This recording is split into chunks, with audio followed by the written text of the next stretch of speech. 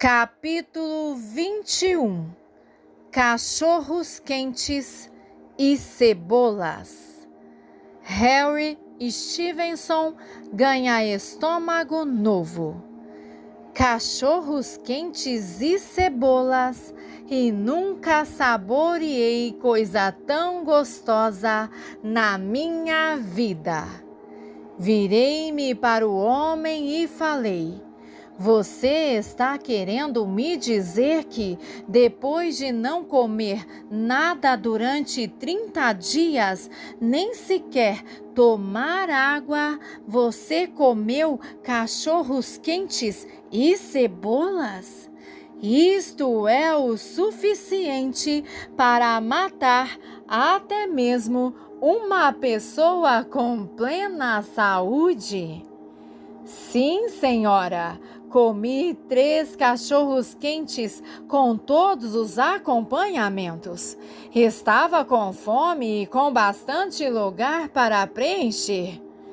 Lembro-me de como minha mulher olhou para mim e disse: não sei como pode fazer isso depois de tudo quanto sofreu. Mas agora sei que o Senhor realmente curou você. Essas palavras foram ditas por Harry Stevenson, que tinha sido enviado do hospital para casa para morrer vítima de câncer nos intestinos e no estômago. O revestimento do seu estômago tinha sido completamente destruído pela doença maligna.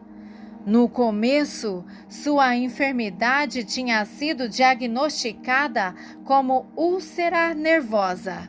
Todos os tratamentos possíveis foram administrados para cicatrizar a ferida, mas ele continuou a piorar, e à medida que piorava e o desconforto físico aumentava, ele enfraquecia cada vez mais.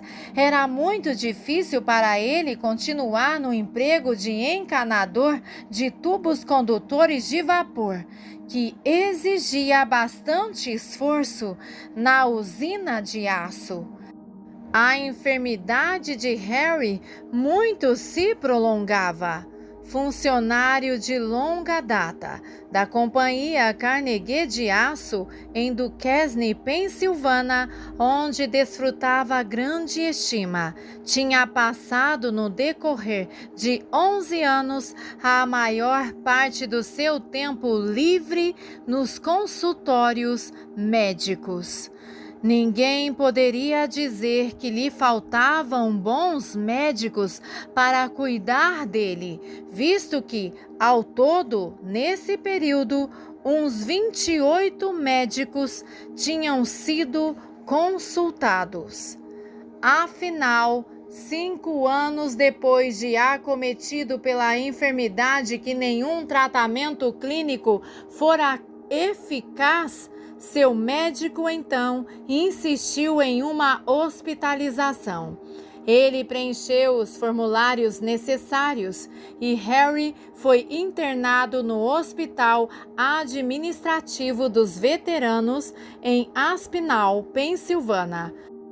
Depois de exaustivos testes de laboratório, novos tratamentos e medicações foram usados em uma tentativa de formar um revestimento em seu estômago, visto que a essa altura, essa proteção natural tinha sofrido total desgaste.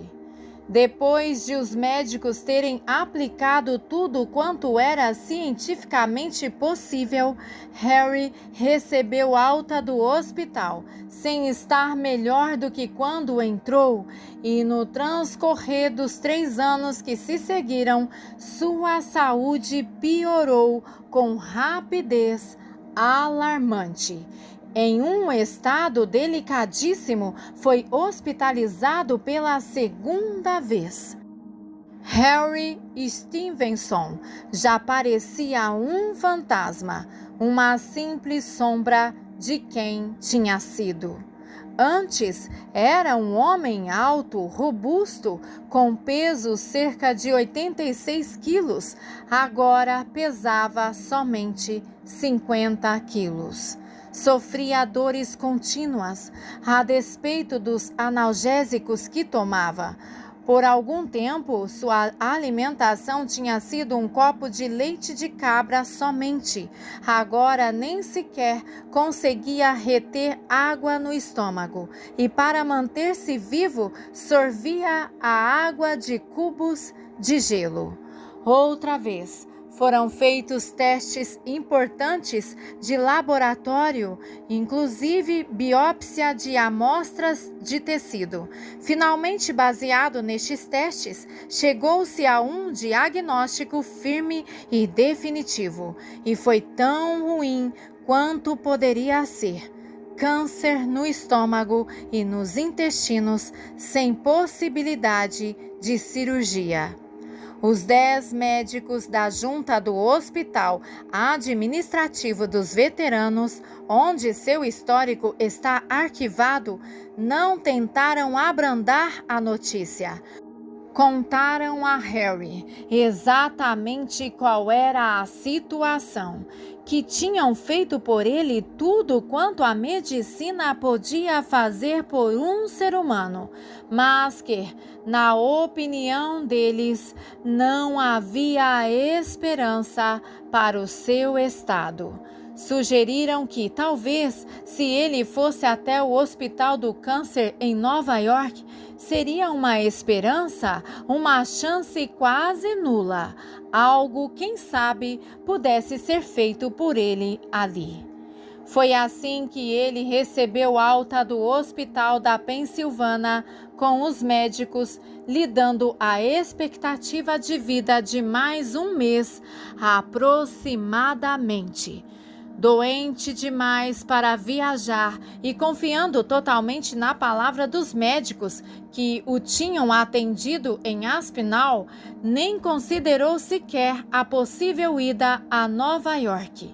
Já que estava para morrer, queria morrer em casa. Cada dia das 3 semanas que se seguiram parecia mais torturante do que o que antecedera. A dor era insuportável e as doses cada vez maiores de morfina que Harry tomava eram ineficazes. O mau cheiro que caracteriza alguns tipos de câncer terminais tornara-se nauseante e Harry era incapaz não somente de dormir no mesmo quarto com sua esposa, mas nem sequer no chão ao lado de outros membros da sua família. Precisou dormir em uma cama de lona do exército que um amigo lhe emprestara. Esta cama foi colocada no andar térreo, num ponto distante da casa. A família Stevenson estava desesperada. A filha Audrey, que fora salva em tenra idade, orou desesperadamente a favor da salvação e da cura do pai. Numa quarta-feira, Harry estava em condição pior do que em qualquer ocasião. Urrava como um animal, sofrendo dores que nenhum remédio conseguia aliviar. Sua esposa, assustada, tentou em vão entrar em contato com o Hospital dos Veteranos. Sabia que ali havia melhores condições para ajudá-lo do que ela podia oferecer em casa, mas não conseguiu completar a ligação por telefone com o hospital. Reconhecemos agora, diz Harry, que foi o Espírito Santo, o próprio Espírito Santo, que impediu que nossos telefonemas ao hospital fossem atendidos, pois foi naquele mesmo dia que uma amiga nossa, que é enfermeira e que sabia desde o início que eu estava com câncer, passou em casa para nos fazer uma visita. Foi essa enfermeira que contou à família Stevenson a respeito dos cultos dirigidos por Kathryn Kuhlman e sobre o poder de Deus para curar. Que tal mandar um telegrama para ela, Mildred? Falou a enfermeira à senhora Stevenson e pedir as orações dela em favor de Harry. Os Stevenson nunca tinham ouvido os programas pelo rádio, nunca tinham frequentado um dos cultos e realmente nunca sequer tinham ouvido falar no nome de Kathryn Kuhlman antes disso. Eram francamente descrentes a esse respeito. Pois bem, disse a enfermeira, vocês já experimentaram todas as demais soluções e não existe mais nada na área dos tratamentos médicos que possa ajudar Harry. Por que vocês não experimentam esta solução? No dia seguinte, numa quinta-feira, o telegrama foi enviado. Sexta-feira, diz Harry, com o rosto radiante ao lembrar disso, revelou ser o dia mais abençoado da minha vida. Foi o dia do meu novo nascimento, da minha vida em Cristo e da promessa da vida eterna. Naquela manhã, a dor era intolerável. Estava deitado no sofá no jardim de inverno, ouvindo o rádio. Mildred trabalhava na cozinha e Audrey ficara no seu quarto, no andar de cima, orando pelo pai. Então, lembra ele, pelo rádio ouvir a voz de Kathryn Kuhlman dizer meu nome em uma oração fervorosa. Quase sem ter consciência do que fazia, Harry começou a orar com ela. Querido Senhor, tem misericórdia de mim, perdoa-me por tudo que fiz de errado durante toda a minha vida. Num gesto inconsciente de súplica, estendeu a mão e implorou, que seja eu um daqueles que tu tocares hoje. De repente, o poder do Espírito Santo veio sobre mim.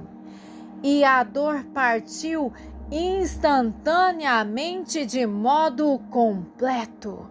Lembra, Harry?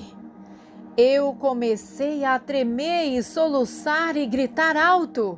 Minha esposa e filha não sabiam da obra do Espírito Santo em mim e quase as matei de susto. Elas pensaram que Harry Stevenson estivesse morrendo.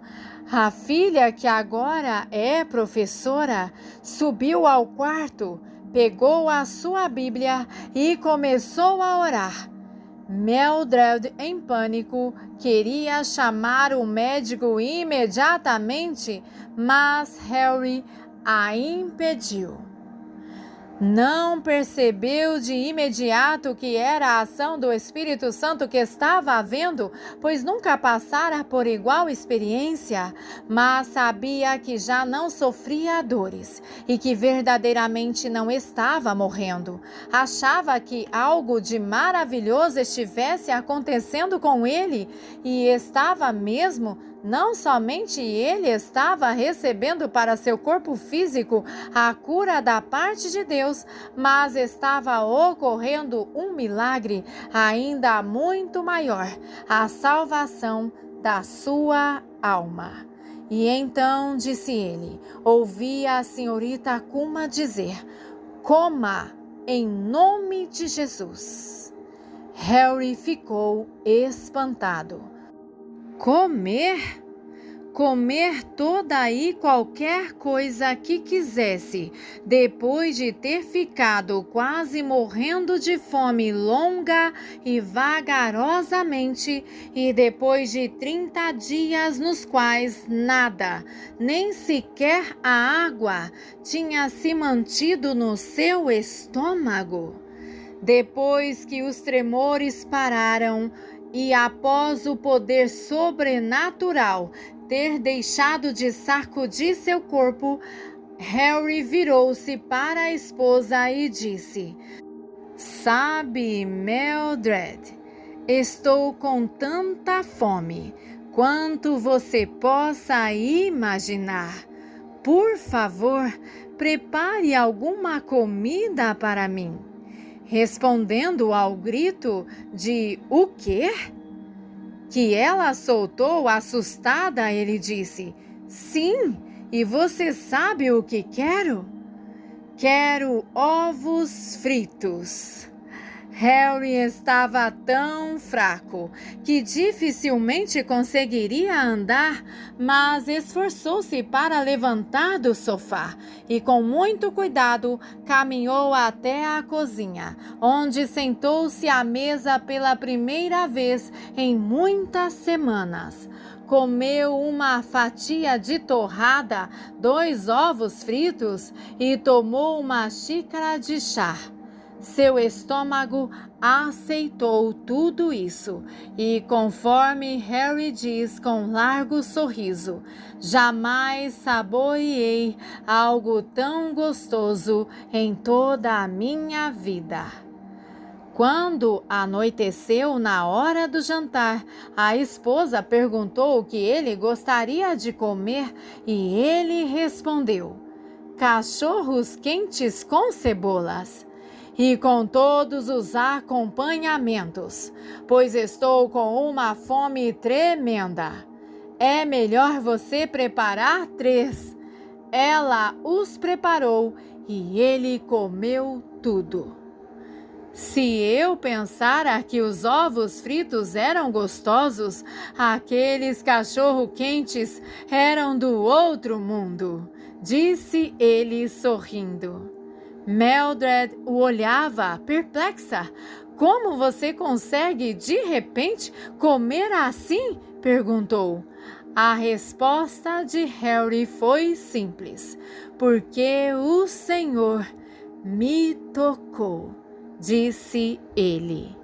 Isso aconteceu exatamente 21 dias depois de Harry ter sido mandado embora do Hospital Administrativo dos Veteranos para morrer em casa. Os vizinhos ficaram admirados com essa cura, mas uma pessoa havia entre as que conheciam Harry, que possivelmente tenha ficado ainda mais surpreso que todas as outras. 3 dias depois da sua cura, Harry estava na frente da sua casa, lavando o seu automóvel, quando passou de carro um dos médicos que disseram que ele não viveria mais do que 1 mês depois de sair do hospital.